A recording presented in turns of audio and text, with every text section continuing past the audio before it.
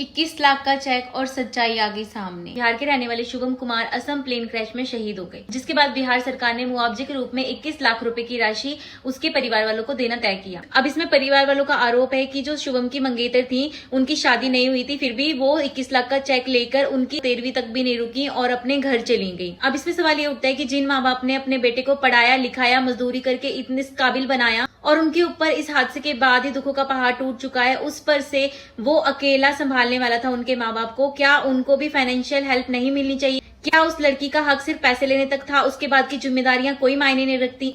और क्या उस माँ बाप का कोई हक नहीं रह जाता अपने बेटे की कमाई पे कि वो उनके बुढ़ापे का सहारा था? तो अगर ऐसा हादसा हो भी गया है तो उनके माँ बाप को भी तो कुछ धनराशि मिलनी चाहिए, जिससे उनकी आगे की लाइफ फाइनेंशियली तो थोड़ी बहुत ठीक हो सके। ऐसे बहुत से केसेस सामने आते हैं जिसमें अगर लड़के की किसी हादसे में मृत्यु हो जाती है तो लड़कियां अपना हक पैसों तक तो समझ लेती, बट उनके माँ बाप के लिए अपनी जिम्मेदारी निभाने से वो पीछे हट जाती हैं। और गवर्नमेंट्स को भी कुछ ऐसे कानून लाने चाहिए कि अगर माँ बाप फाइनेंशियली डिपेंडेंट हैं बच्चे पर, तो उनको भी कुछ हिस्सा राशि का दिया जाना चाहिए। इस बीच में खबरें ये भी आ रही है कि 1.5 करोड़ का मुआवजा उनके माँ बाप को मिल गया। ये सरासर गलत है। अभी तक उनके हाथ में कुछ भी पैसा नहीं आया।